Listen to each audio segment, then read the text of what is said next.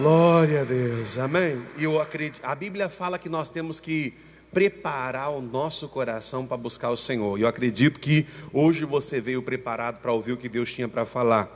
E essa mensagem que o Espírito Santo me deu, eu fiquei assim maravilhado, mas ao mesmo tempo estarrecido. Por quê, pastor? Eu até compartilhei essa mensagem com outro pastor, que eu falei assim: se uma pessoa ouvir o que Deus está prestes a falar agora, não colocar a sua vida nos eixos, eu não sei mais o que seria possível fazer essa pessoa colocar a sua vida no eixo. Não sei, irmão. Se a pessoa que ouvir essa palavra, garanto, não vou garantir que eu consiga terminar ela hoje, porque ela tem um vasto entendimento, uma vasta compreensão.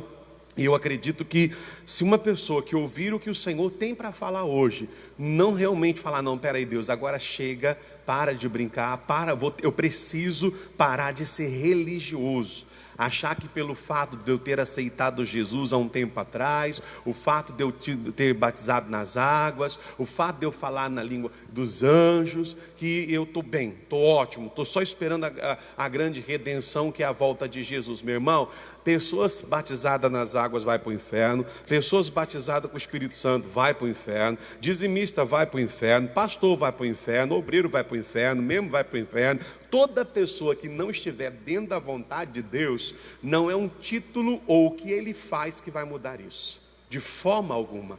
Por isso que a Bíblia fala que nós temos que lembrar do nosso Criador no dia da mocidade. Agora é hora de lembrar de Deus.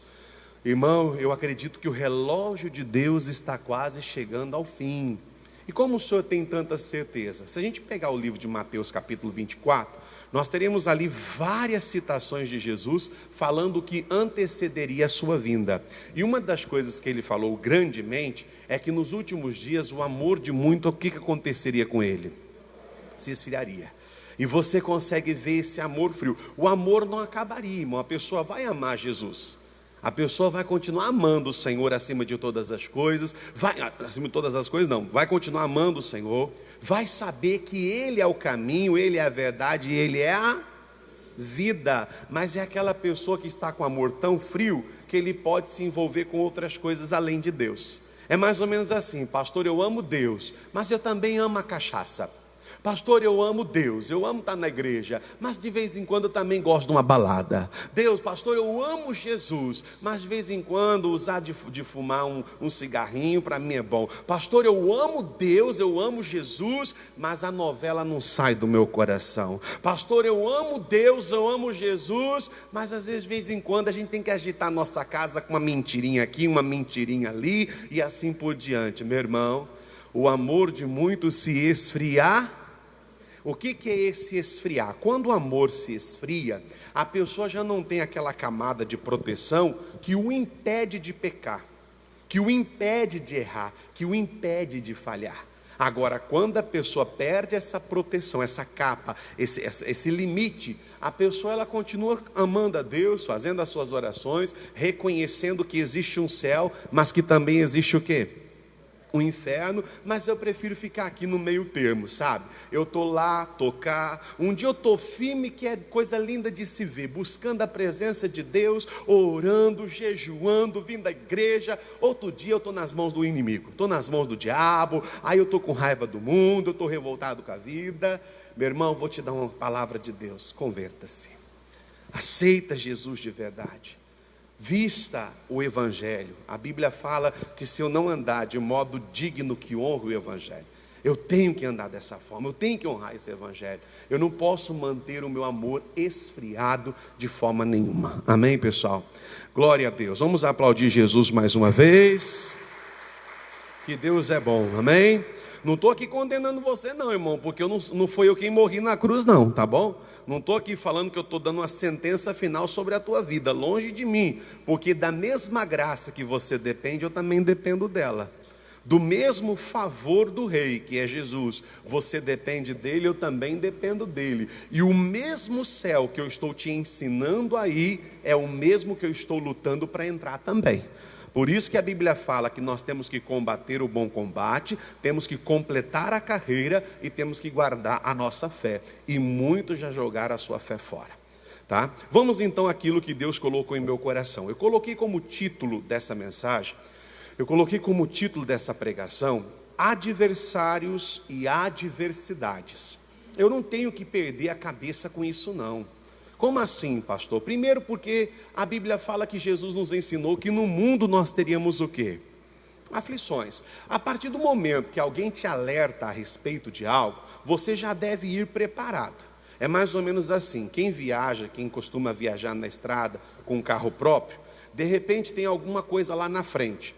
E quando a gente encontra gente boa, ele vendo que existe alguma coisa que possa causar um acidente ou qualquer coisa, lá de longe ele já vem te avisando. Ele te dá o jogo de quê? De luz, né? Você não sabe o que tem lá na frente, mas se você está numa determinada velocidade, automaticamente você faz o quê? Diminui. E se você está numa velocidade comum, tranquila, segura, quando você vê aquele sinal, você já redobra a sua atenção, porque você não sabe o que vem pela frente. Você já fica espreito, você já olha para as laterais, você já fica atento, você já fica apreensivo, porque você não sabe o que está lá na frente, você não sabe o que está lá. A mesma coisa, Jesus disse que no mundo nós teríamos aflições. Ele não disse de qual lado essas aflições viriam. Ele não disse de qual lado essas lutas, essas dificuldades, esses problemas, essas tribulações, essas coisas viriam. E é isso que Deus ele quer nos ensinar. E o problema não é em si os adversários. O problema não é em si as adversidades, mas é o que eu faço em resposta a ela. O que eu faço quando a enfermidade chega? O que eu faço quando estou à beira de um divórcio? O que eu faço quando a minha vida financeira está indo para o ralo? O que eu faço quando eu estou prestes a perder tudo que eu conquistei ao longo dos anos? O que eu faço depois que eu descobri uma traição? O que eu faço quando chegou ao meu conhecimento que algum ente querido, está dominado por um vício qualquer? Qual é a resposta em relação a isso? Por que eu não posso me preocupar? No livro de 1 Coríntios, capítulo 16, versículo 9, olha na tela, olha o que o apóstolo Paulo, homem cheio de Deus, nos ensinou. Porque uma porta grande e eficaz, ela o quê? Ela se nos abriu. E por causa disso, há muitos o quê, pessoal? Por isso que eu falo que adversidades e adversários são sinônimos de bênção para nós. Quando alguma coisa se levanta contra você, quando alguma coisa se levanta contra mim, isso seja de forma física, espiritual ou às vezes dentro de nós. Sabia que existem deuses estranhos que se levantam dentro da gente? Tem pessoas, irmãos, que têm que lutar contra si próprio. Tem pessoas que têm que aprender a vencer a si mesmo, porque ele sabe o que é certo a fazer, mas ele prefere fazer o errado. A pessoa toma conhecimento que ele está errado, mas aí ele vai lá e ao invés de lutar contra aquilo, prefere acreditar na possibilidade de que Deus vai fazer vista grossa, que Deus vai deixar aquilo passar e não vai trazer consequência na nossa vida. Meu irmão, não caia nesse engano de Satanás. Existem duas coisas que Deus nos ensina: o que eu faço, ou o que você faz, ou o que eu deixo de fazer, ou o que você deixa de fazer. Ou você tem resultado, ou você vai ter consequência. É inevitável. Ou eu tenho resultados, ou eu tenho consequências. Resultado é algo positivo, ou seja, o que eu fiz, ou o que eu deixei de fazer, foi a coisa certa. Ou se eu tenho consequência, então significa que o que eu fiz, ou deixei de fazer, foi a coisa o quê? Errada. Meu irmão, desperta, porque a gente pensa que o nosso erro está em apenas fazer alguma coisa. Pastor, eu estou mentindo, eu estou bebendo, eu estou fumando, eu estou prostituindo, eu estou fazendo coisa errada, então vai vir um julgamento sobre mim, beleza? Mas a Bíblia também diz que o que eu deixo de fazer também trará juízo sobre mim. Você pode não estar fazendo nada que implica problema na vida de alguém ou um pecado de certa forma, mas o fato de você deixar de fazer o bem, diz o livro santo em Tiago, que você comete pecado. Então peraí, pastor, se Deus um dia me chama para orar de madrugada, seja por quem quer que seja, ou até mesmo pelo próprio pastor. E eu de repente falo assim, não, hoje eu estou muito cansado, eu não vou levantar não. Você cometeu, você fez alguma coisa errada? Você praticou alguma coisa errada, sim ou não? Não, você não praticou uma coisa errada, mas você deixou de fazer a coisa, então você cometeu pecado. Está entendendo? Sim ou não, pessoal? Deixou de fazer. Então quer dizer, pastor, que se eu tenho tempo para lutar pela minha família, se eu tenho tempo para lutar pela salvação das pessoas, se eu tenho tempo, disponibilidade, ou se eu não tenho, eu posso dar um jeito, e eu fico debaixo daquela desculpa que eu não posso, que eu não tenho condições, que não vai dar certo, e às vezes, irmão, as desculpas cholas, né? Pastor, quer dizer então que isso vai ser agregado às minhas contas? Com certeza. E para alguns, irmão, a conta está muito alta. Para algum a conta está muito alta. Pergunta para o seu irmão aí, você já viu o tamanho da sua conta? Você já parou para pensar o tamanho da sua conta? Você está achando que vai colar? Chega num restaurante, come tudo que você acha que tem direito, e no final dê desculpa para o dono, esqueci minha carteira em casa. O que vai acontecer? O dono fala, não, eu entendo, o que é isso? É comum acontecer, né? É verdade, pois é, eu entendo, você esqueceu, eu esqueci. Então, peraí, 190, leva preso. Aqui não tem essa não, meu filho, com Deus vai ser mais ou menos assim. Hoje nós temos o justo juiz, que é Jesus, da advogada, aliás. O justo advogado está me defendendo, está te defendendo. Mas o dia que ele for promovido a juiz, meu irmão, não tem choradeira, não tem desculpa, não tem conversa. A Bíblia fala que o juízo será drástico, terrível e grande. Então, a adversidade, uma porta grande se abre, logo vai se levantar adversários e adversidade. E o que é um adversário? Preste bem atenção nisso. Adversário é aquele que se levanta, é aquele que se opõe, que entra, preste atenção, que entra em combate contra o outro. Então, todas as vezes que uma porta da salvação for aberta, todas as vezes que você estiver orando pela sua casa, pela sua família, pelo seu lar, e aquela pessoa que tem sido alvo da sua oração, está prestes a se converter, está prestes a ser transformado, e a gente faça uma ressalva aqui, e nós não temos que ficar restringindo as nossas orações apenas para a nossa família, nós não podemos fazer isso. A Bíblia fala, ide por todo o mundo, pregai o evangelho a toda criatura. Eu acredito que a maior maneira de você pregar dentro da sua casa é o exemplo. Não adianta você dar um de santão, não adianta você dar uma de santona e querer falar porque a palavra, porque Deus, porque Jesus, mas quando de repente tudo aquilo que você fala não reflete em você. Esquece, meu filho. A nossa maior pregação dentro da nossa casa vai ser o nosso exemplo. Lá fora vai ser nossas palavras.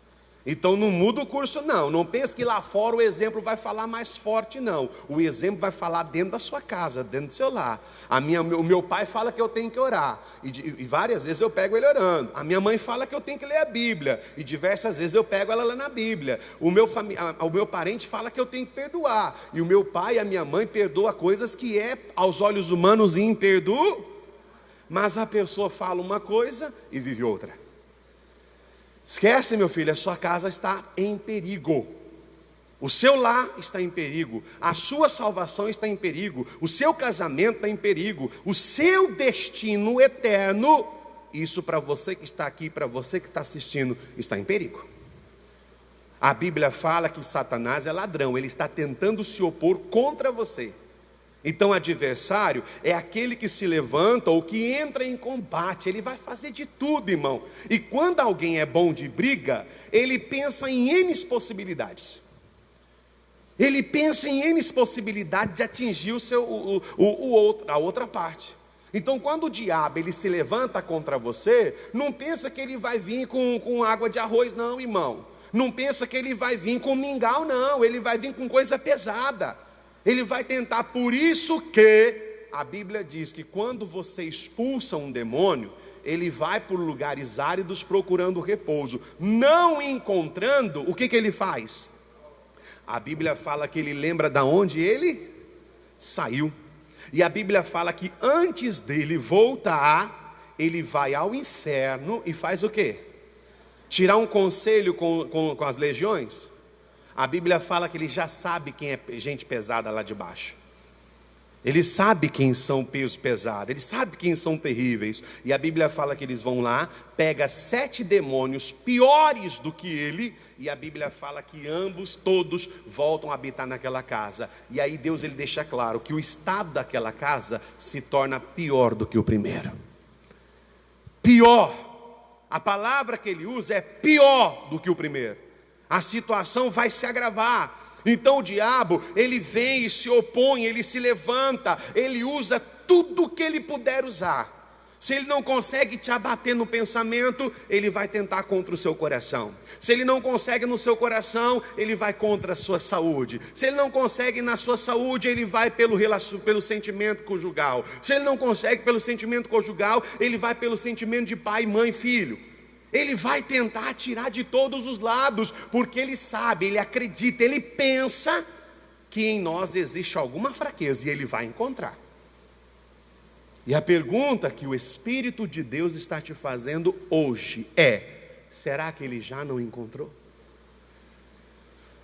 Pastor, mas todos nós temos a nossa fraqueza. Todos nós temos a nossa fraqueza. Mas quando nós habitamos no esconderijo do Altíssimo, na sua sombra ele nos esconde. Então, embora você seja fraco em alguma coisa, embora eu possa ter a fraqueza em alguma coisa, a Bíblia fala que Deus nos esconde, Deus nos protege, Deus nos guarda. E aí você fala assim: pastor, e Deus tem alguma fraqueza? Eu não quero que você leve pelo lado de heresia, irmão, mas eu acho que Deus tem uma fraqueza. Pastor, o senhor está falando besteira. Não, você vai entender no final. Sabe qual é a fraqueza de Deus? Você, eu. Porque Deus jamais admite ver um filho seu sofrer. Tanto que a Bíblia fala que ele poderia ter trazido o julgamento sobre a terra, mas ele deu a vida do seu único filho para, através dele, você e eu possamos alcançar a vida. Deus fez isso por causa de quem? Nós. Deus fez isso por causa de você e eu. Deus fez isso por causa da humanidade. A criatura que ele havia feito anos atrás, que se perdeu pela rebeldia e pela desobediência, mas mesmo assim ela não saiu do coração do homem, de Deus. É como tem aquela canção: Deus expulsou o homem do jardim, mas não tirou ele de dentro do seu coração. Que Deus ainda continuou criando situações para salvar o homem. E aí ele combate, ele se opõe para disputar primeiro posse. O diabo quer que você volte para debaixo do seu senhorio. O diabo quer que você volte debaixo para o seu domínio. O diabo quer novamente ter legalidade sobre a tua vida, mesmo depois de você ter sido comprado com alto preço, que é pelo sangue. Ele quer, ele combate, ele está fazendo de tudo que for possível. Ele está criando qualquer coisa possível, posse de uma coisa, ou às vezes até de uma ideia. Sabe, esses dias atrás eu recebi o testemunho de um jovem, um recado de uma pessoa, que havia um jovem que estava na igreja, irmão, como está o irmão aqui sentado no primeiro banco, e a gente adorando, buscando a presença do Espírito Santo, nos enchendo da presença, e aquela glória tomou conta do altar da igreja. De maneira, irmão, que eles começaram a se prostrar sem o pastor pedir: se ajoelha aí para falar com Deus. Não, a presença era tanta, a essência dos céus era tão grande naquele lugar, que eles não conseguiram ficar de pé, se dobraram e choravam e buscavam. Agora fiquei sabendo que o mesmo rapaz que antes levantava a bandeira de Deus, agora está levantando uma bandeira ativista. Uma bandeira terrível, irmão, feia, podre, suja, diabólica, maligna. E sabe o que eu estou vendo? Que isso está se repetindo em muitos. Está se repetindo em muitos. E aí quando ele foi questionado, com tudo que ele havia aprendido, sabe qual foi a resposta? A minha ideia, a minha visão, o meu pensamento a respeito de tudo isso agora é outro. posso dizer que agora eu entendi, e antes eu era um habitolado, antes eu era um fanático, antes eu era um doido, agora a minha visão sobre tudo isso mudou. Irmão, e o que tem de gente mudando a visão, não para melhor, mas para pior. Acha que está alcançando a liberdade, acha que não, agora eu encontrei a liberdade em Cristo Jesus, agora eu sei o que é ser livre, agora eu sei o que é ser feliz, agora eu sei o que é a liberdade que Ele nos prometeu, e não percebeu que está se tornando o quê? Cativo, escravo, marionete, manipulado, e no final ainda vai ser lançado, não pelo Senhor, no inferno. Coisa séria, irmão, coisa séria. Então o que é adversário? É aquele que se levanta ou que entra em combate contra o outro para lhe disputar a posse de uma coisa, ou até mesmo de uma ideia. E nós vemos essa batalha, essa guerra várias vezes. A primeira que eu percebi foi em 2 Crônicas capítulo 32, olha no versículo 1, diz assim, ó: depois destas coisas, e desta o quê? Vamos lá, pessoal, depois destas coisas e dessa, veio Senaqueribe, rei da Assíria, e entrou em Judá, continua, e acampou-se contra as cidades, o quê? E intentou separá-las para si. Esse era o propósito do rei da Síria. Esse era o propósito de Senaqueribe. O propósito do diabo é te manter longe, é te manter distante, sabe? É fazer a pessoa acreditar: eu não estou indo na igreja, mas eu estou orando. Mentira. Eu não estou indo à igreja, mas eu leio a Bíblia. Mentira. Eu não estou indo à igreja, mas eu continuo servindo a Deus com fervor. Mentira. Pastor, o senhor não está equivocado? Até que alguém me prove ao contrário, eu continuo nessa ideia. Até que alguém me prove ao contrário. Que a pessoa sente diante de mim, olhando dos meus olhos, e se eu começar a lhes fazer as perguntas que cabem ser feitas, e eles responderem, aí eu posso dizer, não, agora eu posso acreditar. Mas até agora, irmão, nenhum. Sabe por que eu não acredito? Porque se você e eu, que somos, como diz assim, vou usar um termo, não sei se é errado ou certo, que somos piolhos de igreja, escorrega aqui, escorrega ali, suja aqui, suja ali, esmurece aqui, esmurece ali, e vai tendo que lutar contra isso. Imagina quem não está debaixo de um governo total.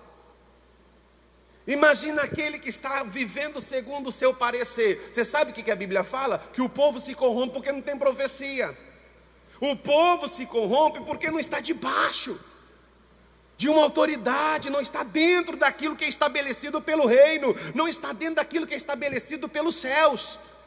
É muito achismo hoje, irmão. Eu acho que não tem nada a ver, eu acho que não tem problema, eu acho que as igrejas estão exagerando, eu acho que é por causa disso, eu acho que é por causa daquilo. Tá, você achou tudo isso, mas eu quero saber que se eu pegar tudo isso e juntar, eu quero saber se vai estar dentro da axiologia de Deus.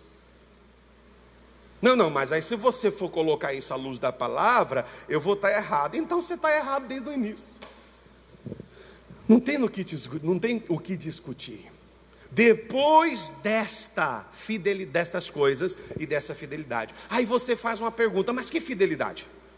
Que coisas foram essas que fez com que o rei da Síria, Senaqueribe, se voltasse contra o rei Ezequias? No versículo seguinte, que é capítulo 29, que é um anterior a ele. Deixa eu pegar aqui, eu quero ler na minha Bíblia também.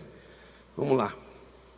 Nós estamos no capítulo 31, voltando um capítulo, 32, nós vamos para o capítulo 29, aonde nós vamos saber quais são essas coisas e que fidelidade. Versículo 1 do capítulo 29, diz assim, ó: tinha Ezequias quantos anos?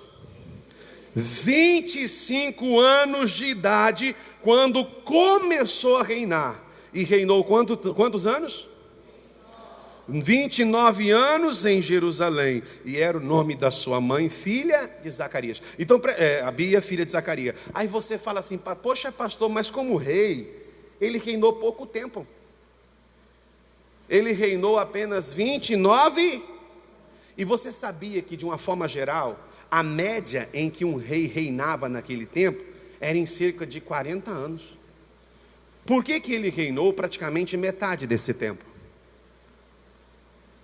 Por que ele não teve, já que ele fez uma coisa tão bonita, já que ele fez uma coisa de fidelidade, já que ele fez uma coisa tão santa, tão maravilhosa, por que o reinado dele se encurtou? Porque lá na frente ele se perdeu. Lá na frente ele se ensoberbeceu. Lá na frente ele deixou o orgulho tomar conta, e ele achou que todos aqueles feitos, que tudo que tinha acontecido, que tudo que tinha sido alcançado, era mérito dele próprio. Meu irmão, não repita isso. Eu vou te contar um testemunho, fato real. Não vou te dizer o nome, que eu não me lembro. Havia um pastor, que Deus deu a ele uma habilidade, que é um desejo do coração de qualquer pastor, de você chegar em qualquer região e fazer a obra de Deus crescer. E ele tinha essa habilidade, ele tinha essa facilidade, sabe? Deus tinha dado a ele. Se é um ministério evangelístico, eu não sei, mas eu só sei que onde ele chegava, meu irmão, lotava de gente. Tanto que um dia ele estava em uma reunião e ele estava no escritório, e chegou um obreiro para conversar com ele e falou assim: pastor, a casa está lotada de gente, não tem mais aonde colocar, e lá fora está para mais de 1000 pessoas. A coisa está linda, a coisa está muito bonita. Aí ele olhou assim, colocou os pés sobre a cadeira, a mesa. Não é pecado colocar os pés sobre a cadeira e mesa, mas o problema foi o que passou no coração dele, porque ele testemunha isso. Ele colocou os pés sobre a cadeira, sobre a mesa, e sabe o que ele falou no coração? Pasme. Ele disse assim: o que seria Deus sem mim? Naquele dia, irmão, ele fala que Deus rasgou o ministério dele. Hoje ele continua nos altares, não como pastor nem pregando, mas testemunhando a sua ruína, por causa da soberba e do orgulho e da rebeldia que entrou no coração dele. Ele fez alguma coisa? Ele fez alguma coisa? Não. Ele apenas deixou entrar na onde? Cuida do seu coração, irmão. Cuida do seu coração. Cuida do seu coração. Cuida do seu coração. Proteja seu coração. Proteja seu coração. Ele reinou apenas 29 anos. Mas vamos voltar para o que nos interessa. No versículo 2 diz assim, ó: e fez o que era reto aos olhos do, conforme tudo quanto fizera Davi seu pai. Quem tem sido o seu referencial, irmão? Quem tem sido aquela pessoa que tem sido o seu, vamos dizer assim, a sua injeção de ânimo? Tudo bem, não, é o Senhor, é Jesus, é Deus, sim, mas nós somos influenciados. Nós somos influenciados de alguma maneira. Por que a Bíblia fala que é melhor serem 2 do que 1? Porque 2 tem melhor paga do seu trabalho. Porque se um cair, o que o outro vai fazer? Vai levantar. Vai levantar. Eu não posso me tornar dependente disso. Eu já contei o testemunho para vocês, quando eu estava na juventude e era obreiro na igreja. Eu associei o meu ministério a mais dois rapazes de Deus, pelo menos na época, né? Não sei hoje a estrutura espiritual deles, mas na época eram pessoas assim de admiração, minha admiração. E nós nos juntamos, éramos 3 e a gente fazia tudo. Nós íamos para a casa de um deles, ficavam no canto da igreja, da casa que era alta, e nós orávamos a noite inteira, irmão. Eles tocavam violão, então a gente fazia aquele trio e ficava ali louvando, orando, conversando sobre as obras de Deus, conversando sobre as maravilhas de Deus, até que um dia o diabo entrou no meio. E aí quando é que ele entrou, pastor? Quando chegava dia de culto, eu pegava o telefone e ligava para um. Vamos colocar o nome de um de Valcur. Valcur, você vai na igreja hoje? Não. Não vai? Então tá bom então. Aí eu ligava para o outro. Ô Rogério, corre o Rogério. Tá dormindo ainda, Rogério? Ei, Rogério, acorda, Rogério. Se brincar, eu mudo seu nome para Honório, né? Ô, Rogério, você vai na igreja hoje? Não. Ah, então tá bom. Aí eu parava e pensava: ah, então também não vou não. Aí, eu acho que hoje não vou não. No meu caso era amizade, porque minha mãe ia. Talvez o seu caso é, a sua mulher não vai, aí você fala: não, para que ir hoje? Ah, minha mulher não vai, deixa para lá. Ou talvez ao contrário: ah, o meu marido não vai no culto hoje. Não, então você sabe, eu vou ficar e vou para o inferno com ele também. Você sabe? Tadinho, vou deixar ele sozinho para o inferno? Não, vamos enfrentar a coisa junto. É até que a morte o quê? Vamos queimar junto. Falei que era até o fim, né? Não, vou ficar, eu não vou não, porque, né? Ele não vai, então, né? Eu tenho que ficar. O diabo entrou nisso, irmão. Até que um dia eu falei assim: chega. Assim não dá para ficar, não. Está errado. Minha vida com Deus não era assim. Minha comunhão com Jesus não era assim. Se tem uma coisa que eu aprendi desde o início, que eu aceitei Jesus na minha vida, irmão, que eu não dependia de nada e não dependia de ninguém para fazer as coisas de Deus. Como é que agora está gerando essa dependência dentro de mim? Não, está repreendido em nome de Jesus. Está amarrado em nome de Jesus. Quem está sendo o seu referencial? Quem está sendo o seu exemplo? Quem está sendo o seu motivacional? Davi era o referencial dele, não seus pais, porque os seus pais fizeram coisas ruins que agora ele estava consertando. Ele procurou fazer o que era reto aos olhos de Deus. Eu não quero saber o que os outros pensam, eu não quero saber quais olhares eu vou ter que lidar, não importa quantos julgamentos eu vou sofrer, o que importa é agradar a quem? A Deus, e não eu.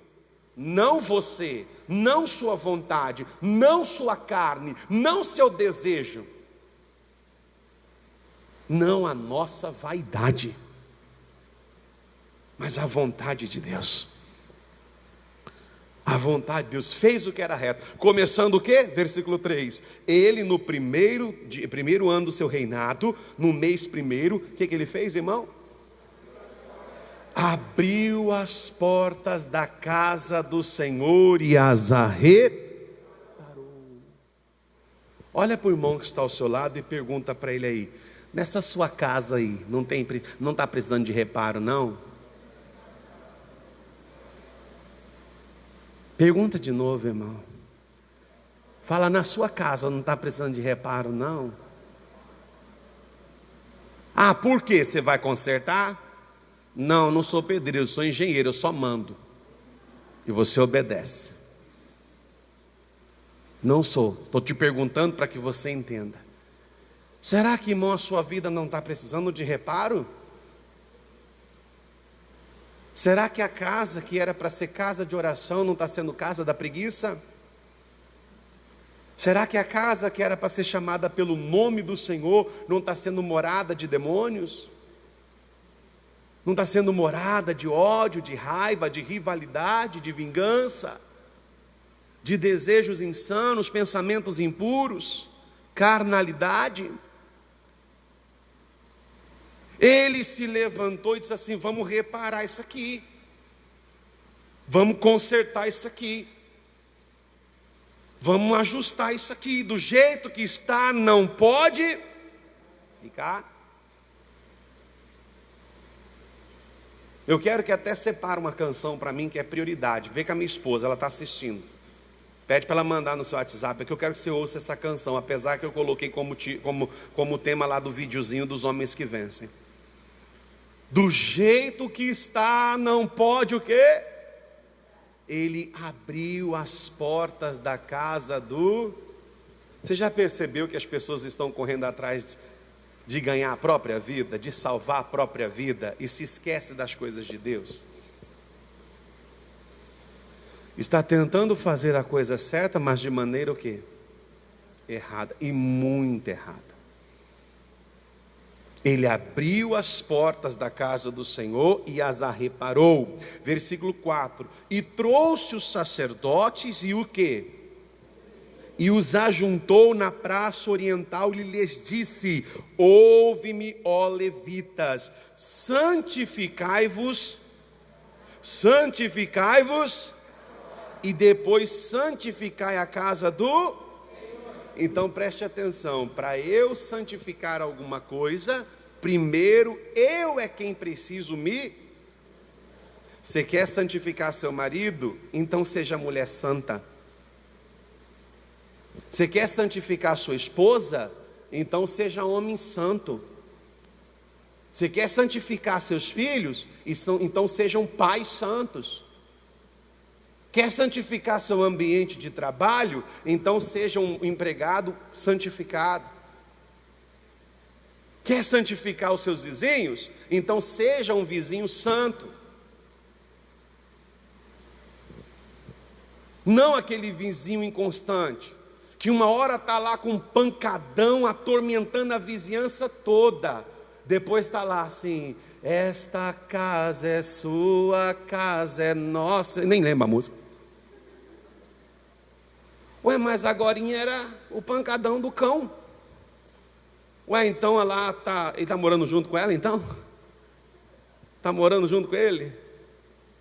Ah, então deve estar pagando aluguel. Fez kitnet. Pergunta para o seu irmão: lá na sua casa tem kitnet? Tem kitnet lá na sua casa? É coisa séria, irmão. É coisa séria. Santificai-vos, para então santificar a casa do Deus de vossos pais. E qual foi a ordem? Fala bem alto, por favor. Tirai do santuário toda a imundícia. Essa foi uma das coisas. Outra coisa está no versículo 20, versículo 20. Vamos lá? Deixa eu ver aqui. Isso, é o 20 mesmo. Diz assim, ó: então o rei Ezequias se levantou e de madrugada juntou os maiorais da cidade e subiu à casa do... Mas para quê, pastor? Para começar o sacrifício. Aí no versículo 26 diz assim, ó: e estavam, pois, os levitas em pé, com os instrumentos de Davi, e os sacerdotes com as trombetas, e deu ordem a Ezequias que oferecesse um holocausto sobre o... E ao tempo em que começou o holocausto, começou também o canto com as trombetas e com os instrumentos de Davi, rei de Israel. E preste atenção, e toda a congregação, primeiro fez o quê? Se prostrou, quando cantavam o cântico, e as trombetas tocavam, tudo isso até o holocausto se acabar. Quando começaram a oferecer os sacrifícios, meu irmão, a Bíblia fala que todos começaram a se dobrar. Começa o cântico, começa a oração, começa o momento, e a pessoa não se dobra. A pessoa não se rende. Não é que pessoas não mudem ou não mudam. Não existe isso, irmão. Todos nós somos passíveis de mudanças. Eu posso mudar para melhor ou para... Você pode mudar para melhor ou para... Todos nós somos passíveis de mudança. O problema não é que a palavra não liberta, é que a pessoa não se entrega, a pessoa não se rende, a pessoa resiste, a pessoa reluta, ela está pagando para ver, como diz o ditado. Alguns às vezes levam até para o lado espiritual, sabe de uma coisa? Pessoal, vou continuar assim até o fim, eu vou provar que esse pastor está errado. Perda de tempo, irmão. Perda de tempo, porque a minha disputa não é com você, a minha luta não é contra você, a minha luta não é com você. Perda de tempo. Não tenta provar nada para mim não, sabe por quê? Olha as minhas mãos. Tem algum furo? Tem algum furo? Meus pés, tem algum furo? Algum furo? Minha fronte, tem algum furo? Não. Sabe por quê? Porque não foi eu quem morreu na cruz. Não tenta provar nada para mim. Não tenta provar nada por mão da direita, não tenta provar nada por mão da esquerda. Se você tem que provar alguma coisa, prove para Deus. Ou melhor, prove para si próprio. Dizendo, eu posso melhorar. Eu posso ser mais de Deus. Repito o que eu falar, eu posso melhorar. Eu posso ser mais de Deus. Eu posso ser mais fiel. Eu posso ser mais santo. Eu posso ser mais consagrado. Eu posso orar mais. Eu posso me dedicar mais. Eu posso servir melhor. Então prove isso para si próprio. E lá no fundo da sua alma, você sabe que Deus está dizendo, é isso que você já ouviu de mim outros dias. Por isso que o rei da Síria, Senaqueribe, se levantou contra essas coisas, e por causa desta fidelidade.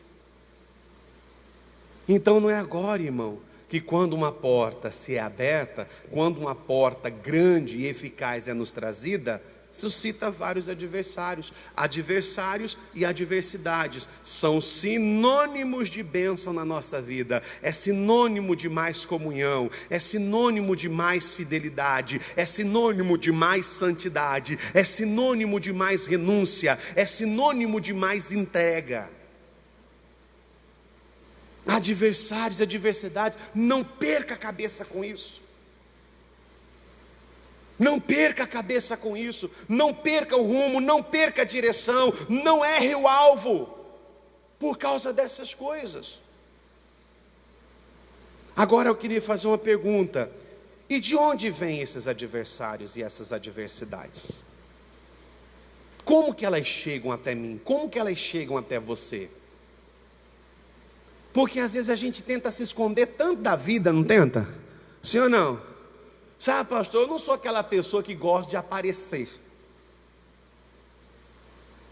Sabe? Existe um ditado que parece que é o mineiro que come pelas beiradas ou come escondido, como que é? Pelas beiradas, né? Eu sou aquela pessoa assim, pastor, que não quer aparecer, sabe? Eu quero ficar assim, no oculto do tabernáculo. Sabe, eu não quero que ninguém veja, eu não quero que ninguém saiba. Mas, irmão, aí é um problema. Sabe por que é um problema? Só se você se esqueceu de quem você é. Como assim, pastor? Você se esqueceu de que Deus fez de você luz, e luz não se pode esconder. Luz não pode se esconder. Não esquece quem você é. Diga para mim, repita para mim, eu não posso me esquecer de quem eu sou. Eu não posso ter a vaidade de querer ser o centro das atenções, mas você deve falar, Senhor, eu quero que a minha luz brilhe como o sol do meio-dia, para dissipar todas as trevas em nome de Jesus. Eu quero ser luz, pastor, porque sendo luz, vai ficar perto de mim quem é luz, porque quem for trevas vai sair. Quem for trevas vai se afastar. E se algum dia você começou a fazer uma consagração, começou a se dedicar mais, começou a servir a Deus mais fielmente, e alguém tentou interceptar você, alguém está tentando te atrapalhar, meu irmão, fica tranquilo, que Deus vai se encarregar disso. Deus vai se encarregar disso. Você não precisa sujar as suas mãos não, você não precisa se contaminar não. Não precisa. Não faça isso, só se você se esqueceu de quem você é. Então, qual é? Como que ela me encontra? Como que a diversidade chega até mim? Como que ela sabe o meu endereço? Como que ela sabe o nome da minha conta bancária, pastor, que só está no vermelho? Como que ele tem, como que esses adversários, essa diversidade chega até nós? De 3 formas. Pergunto para o seu irmão, você está preparado para a primeira? Irmão, só se seu pescoço está duro, você não pode virar o pescoço por mão assim, ó. Então vira para o seu irmão e fala assim, você está preparado para o primeiro? Fala assim, olha lá, hein? Fala assim, não sou responsável pelo que você entende. Só sou responsável pelo que Deus está falando. Então você está pronto? Sim ou não? Então existem, a princípio, 3 circunstâncias, 3 situações que há adversidades e os adversários chegam até você. O primeiro, a Bíblia nos diz que os nossos inimigos, os nossos adversários, eles são da própria casa. São. E a casa aqui não se traduz apenas, irmão, o seu lar, o seu porto seguro, mas também a tua igreja, a tua casa. Uma irmã um dia me procurou na cidade de Sorriso, ainda sendo pastor lá. Terminei um culto de domingo e ela estava chorando copiosamente. Custou para eu poder acalmá-la. Depois que eu consegui acalmá-la, eu perguntei qual o motivo do seu pranto, qual o motivo do seu choro, irmão, pelo amor de Deus. Ela falou assim: não, pastor, porque é o seguinte, eu estou numa igreja tal, não vou falar, mas é nossa igreja, porque eu não tenho o costume de falar de outra igreja, até porque eu não sei de nada de outra igreja. E ela era membro de uma das nossas igrejas, em uma região, e era no bairro. E ela pegou e falou assim: pastor, porque lá aconteceu um problema, teve uma picuinha. Eu falei: novidade. Teve uma picuinha, um falatório e não sei o quê. E o pior, pastor, que diante do Espírito Santo, que eu morra aqui agora, eu não tinha nada a ver com a história, pastor. Eu não tinha, eu fui um efeito colateral. E depois que a coisa pegou, o pastor ficou com raiva de mim, pastor, e ele começou a me malhar, e um dia ele chegou para mim, e falou assim: olha, irmã, a senhora é o estorvo da obra de Deus, você é o atrapalho do crescimento dessa igreja, você está sendo a ferramenta do inimigo, a senhora tem que sair da igreja. E ela começou a chorar. Eu falei assim: irmã, mas a senhora não podia sair da igreja. Ela se segurou assim e falou assim: pastor, eu não saí da igreja. Eu falei assim: então o que a senhora fez? Eu olhei para o pastor e falei assim: a igreja não é tua? A igreja não é tua? Olha só, irmão, dentro da própria igreja, dentro do próprio lugar que é chamado casa de quê? Tem coisas assim: não, pastor, mas eu acho que tudo isso é errado. Então fala para Deus que ele é errado. Porque até onde eu sei, a Bíblia fala que até no céu houve um anjo que contaminou a terça parte dos anjos, chamado o quê? Meu irmão, se no céu tinha endiabrado, o que dirá dentro da igreja? O que dirá dentro da igreja? Por isso que eu falo, a sua comunhão não é assim, a sua comunhão não é assim. A sua comunhão é como? Faz o gesto.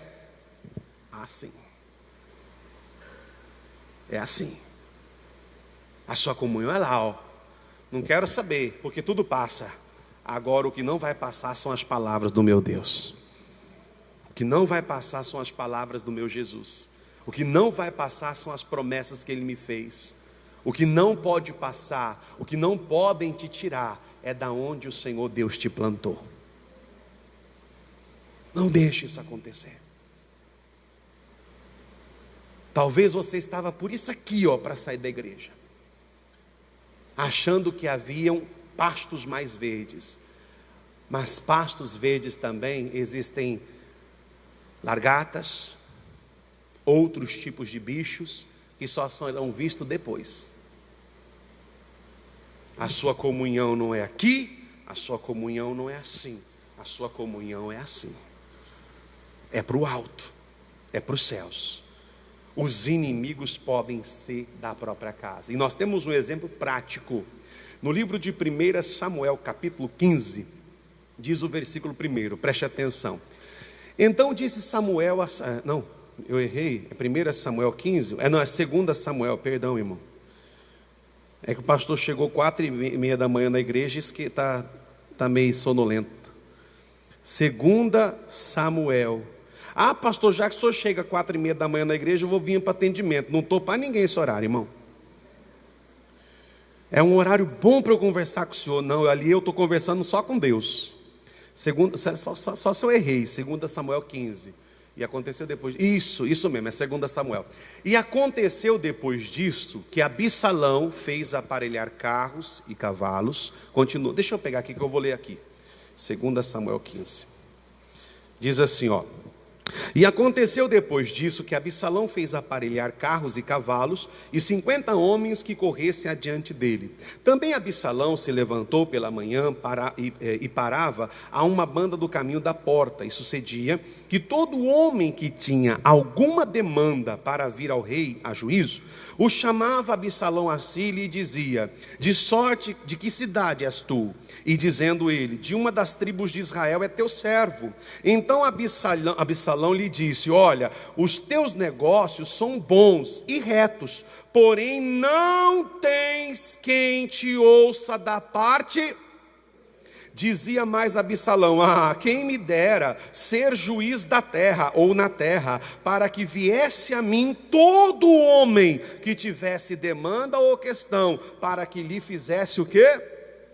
Sucedia também que, quando alguém se chegava a ele para se inclinar diante dele, ele estendia a sua mão e pegava dele e desta maneira fazia Absalão a todo Israel que vinha ao rei para juízo, e assim furtava Absalão o coração dos homens de Israel. Vou até o 10. E aconteceu, pois, que ao cabo de 40 anos, que Absalão disse ao rei: deixa-me ir pagar em Hebrom o meu voto que votei ao Senhor, porque morando eu em Jesur, na Síria, votou o teu servo um voto, dizendo: se o Senhor outra vez me fizer tornar a Jerusalém, servirei ao... Então lhe disse o rei: vai em paz. Levantou-se, pois, e foi para onde? E enviou Absalão espias por todas as tribos de Israel, dizendo: quando ouvirdes o som da trombeta, direis: Absalão reina em Hebrom. Irmão do céu, quando eu vi isso aqui, e olha que eu já preguei isso várias vezes, muita coisa me chamou a atenção. A Bíblia fala que Absalão era filho do rei Davi. Era um dos homens, não posso te dizer pela determinação bíblica se ele era um dos destinados a ser rei. Não, porque depois Deus levantou Salomão. Mas ele era filho do rei. Ele tinha de alguma forma parte na herança. Ele pode não ter sido escolhido para reinar, mas ele ia se beneficiar de alguma forma. Ia se beneficiar de alguma maneira. E a Bíblia fala que então surgiu no seu coração um desejo. Eu quero o que é do meu pai, porque eu sei que Deus não vai me dar. Não queira aquilo que Deus não deu para você. Porque se uma pessoa quer algo que Deus não deu para ele, primeiro, ele nunca vai ter. E para ele ter, ele vai fazer tanta coisa que ele vai destruir a vida de alguém. Não queira ter o que Deus não te deu. Não queira ser o que Deus não te chamou para ser. Não queira conquistar, obter, tomar posse daquilo que Deus não tem para você. Aprenda a se contentar com o que Deus te deu. E seja feliz com isso. Seja feliz com isso. Seja feliz com o que Deus te deu. Isso também vale para a nossa área. Poxa, pastor, meu marido, a minha vida é difícil. Mas por que seu marido? Não, porque meu marido é um simples pedreiro, não tem assim uma perspectiva de crescimento financeiro. A nossa vida é sempre luta. Mas você não sabia antes de casar? Sabia. Então, minha filha, vai ser servente dele. Contenta com o que Deus te deu e seja feliz. Ajude. É igual um dia uma irmã estava brava, falou assim: pastor, eu quero divórcio, eu quero separar, eu estou chateado. E por quê? Porque meu marido casou comigo e só me deixa sozinho em casa. Falei: mas como é que é assim, irmã? Não, pastor, porque como é que pode você casar e viver sozinha desse jeito? Eu só estou sozinha, tem data festiva, eu estou sozinha, tem dia que eu estou sozinha, eu não aguento mais isso. E eu já comecei a ficar bravo com o irmão. Nem conhecia ele. Eu já comecei a ficar bravo com ele. Falei: como é que ele faz uma coisa dessa? Eu que sou jovem, naquela época eu tinha 19 anos. Eu entendi o que era a responsabilidade de ser marido. Um homem velho desse está fazendo uma coisa dessa com a mulher? Está errado isso aqui. Aí de repente eu virei, aí o Espírito Santo falou assim: não, mas antes de você fazer algum pré-julgamento, pergunta com o que ele trabalha. Aí eu falei assim: irmã, seu marido trabalha de quê? Ah, ele é caminhoneiro, pastor, ele viaja. Eu falei: você só está brincando comigo, né, irmã? Não, pastor, porque esse serviço não tem, ele não fica sempre em casa. A senhora tem cachorro para dar de comida? Não. Só tem galinha para dar de comer? Não. Vocês têm filho? Não. Eu falei: minha filha, então sobe no caminhão com ele e vaza com ele no mundo, irmã. Você casa com um homem que é caminhoneiro, que trabalha de viajar, agora está reclamando que está sozinha? Uai, que coisa. Ah, então, a senhora queria que seu marido fosse o quê? Caminhoneiro, ele viajasse da sala para a cozinha, da cozinha para o quarto, do quarto para a sala. Ele é caminhoneiro, minha irmã. Se a senhora não tem filho para te prender em casa, entra no caminhão e vaza com ele. Vai viajar com seu esposo, vai estar do lado dele, vai edificar teu lar. Quando você estiver na cidade, congrega, vem na igreja. Chegou em outra cidade, tem igreja lá, vai na igreja lá. Agora você cria caso, você cria motivo, você cria circunstância. Cuidado, irmão. Não queira aquilo que Deus não te deu, porque se você quiser tomar aquilo com todas as forças, você nunca vai ter, e ainda vai destruir a vida de alguém, porque o resultado de Absalão foi isso. Ele queria o reino de quem? De Davi, e ele teve? Não, ele não teve, mas ele acabou causando muita destruição. Quando eu quero aquilo que Deus não me deu, quando eu fico almejando aquilo que o Senhor Deus não me deu, quando eu fico lutando por aquilo que Deus não me deu, eu não vou ter, nunca. Vou gastar minha vida inteira lutando por aquilo e nunca vou obter, nunca vai estar em meu poder, nunca vai estar no meu governo, nunca vai estar nas minhas mãos. E às vezes, para chegar até aquilo, eu vou ter que destruir muita coisa. Eu vou ter que prejudicar muita gente. Eu vou ter que fazer alguém sofrer. Alguém vai sair perdendo. Mas eu quero o reino do meu pai. Eu quero ser rei, eu quero ser rei, eu quero ser rei. E a Bíblia fala então o que ele fez? Começou a elaborar estratégias. Ele ficava lá na porta do reino, porque era costume naquela época dos reis julgarem causas difíceis. E aí eles vinham para falar com o rei. Então antes que aquela pessoa chegasse ao rei, então Absalão já interceptava essa pessoa lá na frente. Faz favor aqui, irmão, vem trazer sua demanda. Aí de repente ele vinha trazer: ah, eu quero falar com o rei. Não, eu sou filho do rei, o que você quer? Não, eu vim trazer. Olha, eu acho que o rei não vai te atender não. O rei não vai falar contigo não. Não, mas eu estou com uma coisa. Não vai. O rei é muito ocupado. Ou tanta coisa que o rei tem para fazer. Ele não vai julgar sua causa não. Não vai fazer isso não. Ah, mas eu vou te falar uma coisa. Ah, se eu fosse rei. Já entendeu? Sim ou não? Sim ou não? Tem muitas nisso, né? Ah, se eu fosse o pastor. Ah, se eu pudesse fazer isso. Ah, se fosse eu. Ah, se fosse eu. Ah, se fosse eu. Talvez estaria igual lá ao templo de Ezequias lá, a porta fechada e tudo acabado. Mas se eu fosse rei, eu julgaria a sua causa. Eu resolveria o seu problema. E aí quando toma parte, sabe que a família real, naquele tempo o costume era fazer o quê? Uma pessoa quando encontrava com alguém da família real, o que fazia? Se curvava, vai se curvar. Não faça isso não. Que é isso, amigo? Só não vou beijar. Porque lá fala que beija, né? Eu não vou não.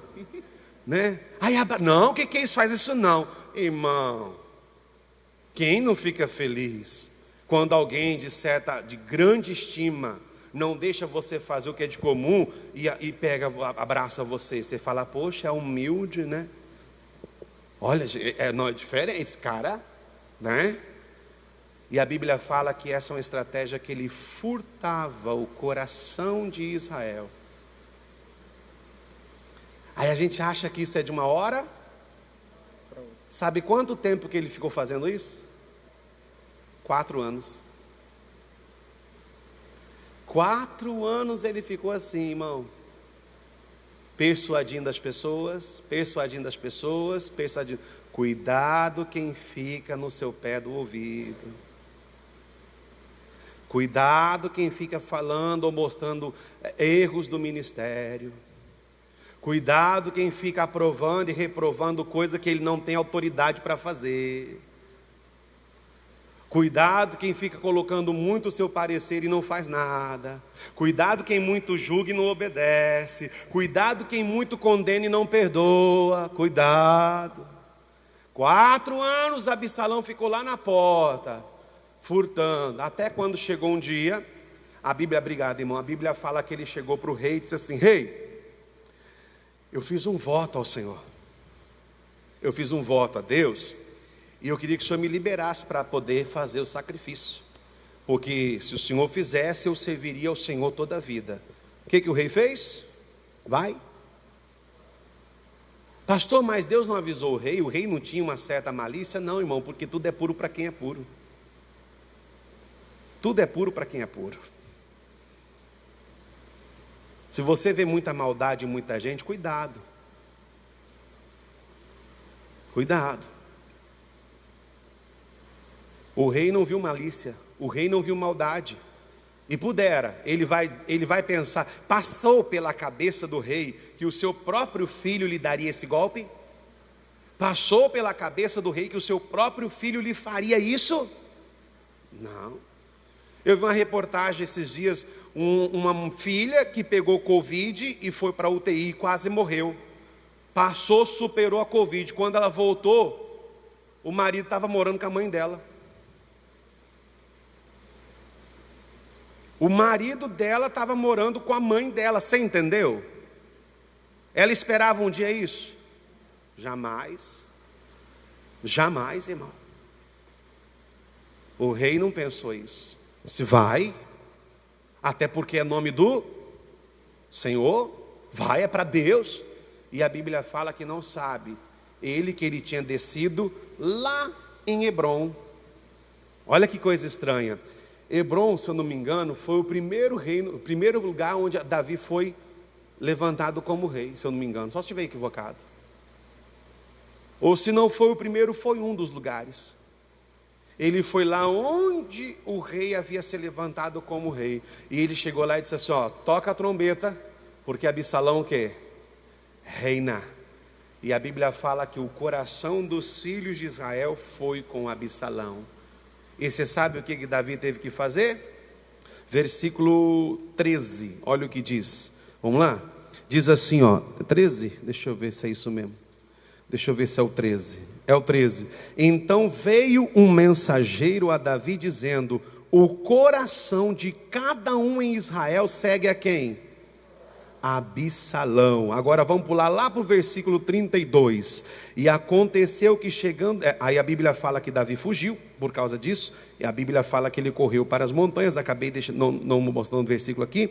E a Bíblia fala no versículo 32: e aconteceu que chegando Davi ao cume para adorar ali, eis que Uzai, o arquita, veio encontrar-se com ele, com as vestes rasgadas e terra sobre a sua cabeça.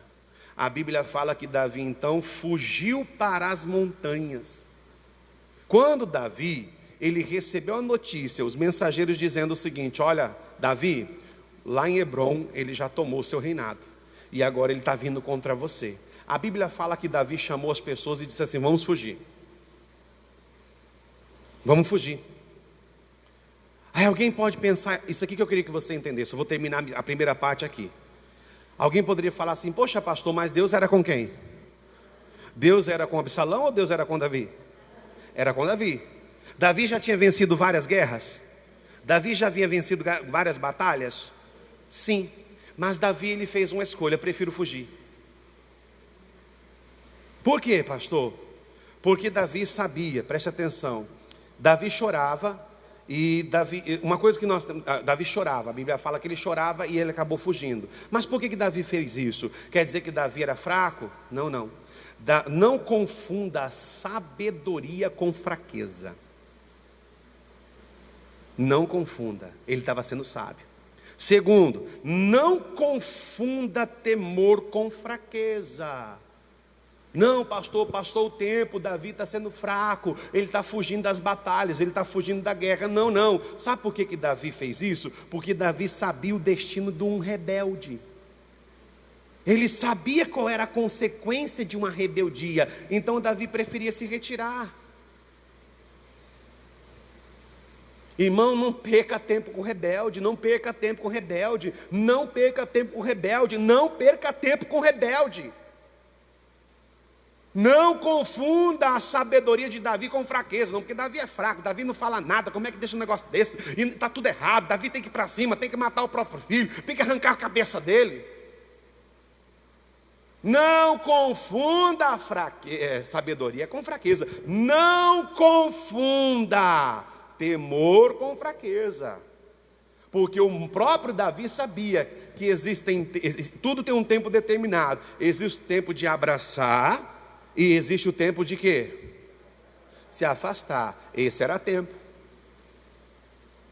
Tem gente, irmão, que você tem que ter o prazer de ter ela do seu lado.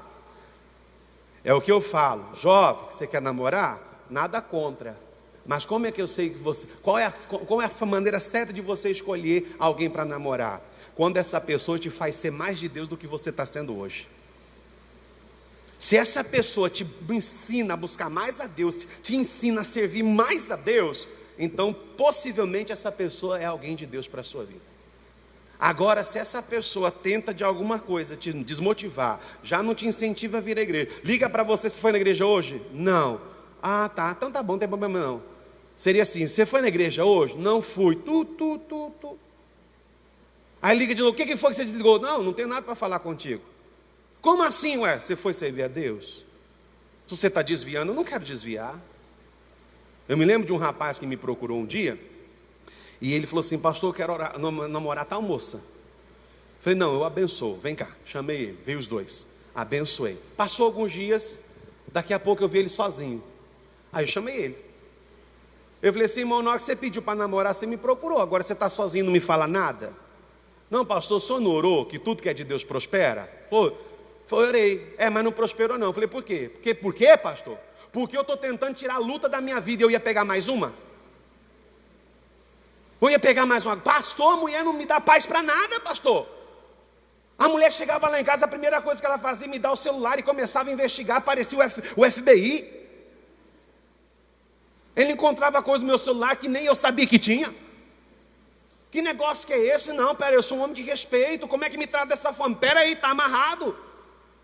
Pastor, eu não podia ir na casa da minha mãe que me sufocava, se eu não podia sair com um amigo que me sufocava, eu não podia ir para tal lugar que me sufocava. Eu falei: pera, eu já fui liberto da escravidão. Pode parar por aqui, você segue seu caminho. Não tem mais nada não, minha filha. Com isso você está me abrasando, você está me apagando, você está me ofuscando. Não, eu quero subir, não quero descer. Acabou. E às vezes a pessoa não tem essa coragem. Cuidado, irmão. É para o Senhor, vou fazer para o Senhor. Foi lá, preparou tudo que tinha preparado. Os inimigos às vezes, irmãos, são da própria casa. Davi teve que enfrentar isso. Irmão, muitas vezes, olha para mim, não confunda o meu silêncio a teu respeito como concordância.